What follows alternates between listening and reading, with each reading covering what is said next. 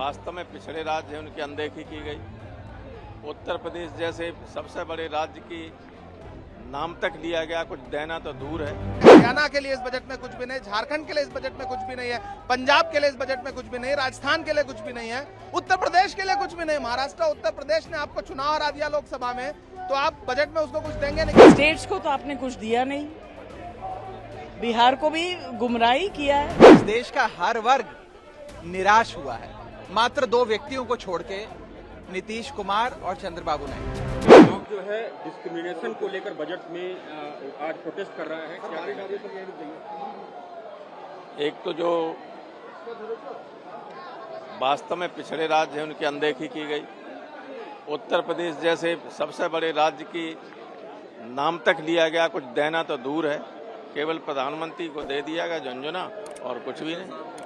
और इसके अलावा जो चाहिए लोगों को, सरकार बचाए रखने के लिए कुछ को तो पैसा दे रहे हैं, दूसरों का हिस्सा काट रहे हैं।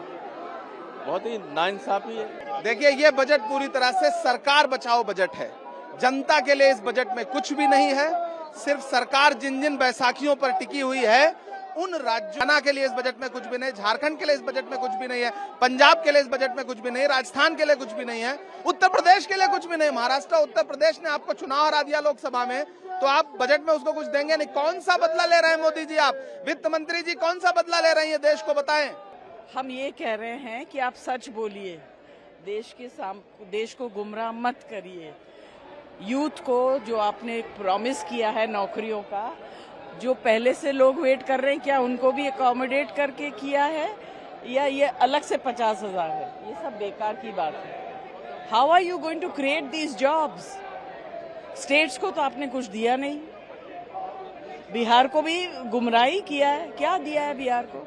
बहुत खुश हो रहे हैं बिहार के लोग। कमाल का बजट इजाद किया गया है जिसमें लगभग इस देश का हर वर्ग निराश हुआ है, मात्र दो व्यक्तियों को छोड़ के, नीतीश कुमार और चंद्रबाबू नायडू। मैं पूछना चाहता हूं कि वो राज्य जिन्होंने अभूतपूर्व समर्थन भाजपा को दिया, अपने राज्यों की लगभग सारी सीटें दे दी, जैसे कि दिल्ली है, गुजरात है, उड़ीसा है, हिमाचल प्रदेश है, झारखंड, छत्तीसगढ़ है, मध्य प्रदेश है, इन राज्यों को क्या मिला इस बजट में? इन राज्यों को कुछ नहीं मिला। और जिन राज्यों ने भाजपा को इतना समर्थन नहीं दिया, या जिन राज्यों के समर्थन से सरकार मुश्किल से चल पा रही है, जैसे कि बिहार और आंध्रा, उनको सब कुछ लुटा दिया गया। तो इससे तो यही सार मिलता है कि जो राज्य भाजपा को कम वोट देता है उसे ज्यादा दिया जाएगा। तो आगे के लिए सीख ले लीजिए। और दूसरी चीज, जहां तक एक आम नागरिक की बात है, इसमें कोई दो राय नहीं है। आपका इकोनॉमिक सर्वे भी, CMI की रिपोर्ट भी, और जितने भी ये एजेंसीज हैं, इनकी जो भी सालाना रिपोर्ट्स आती हैं, साफ बताती हैं कि इस देश में आय तो बढ़ नहीं रही, लेकिन महंगाई बढ़ती जा रही है।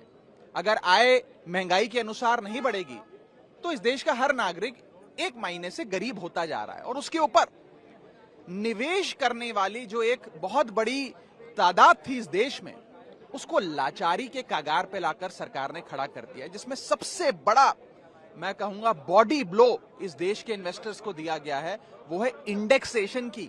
जो लाभ आपको दिया जाता था वो आपसे छीन लिया।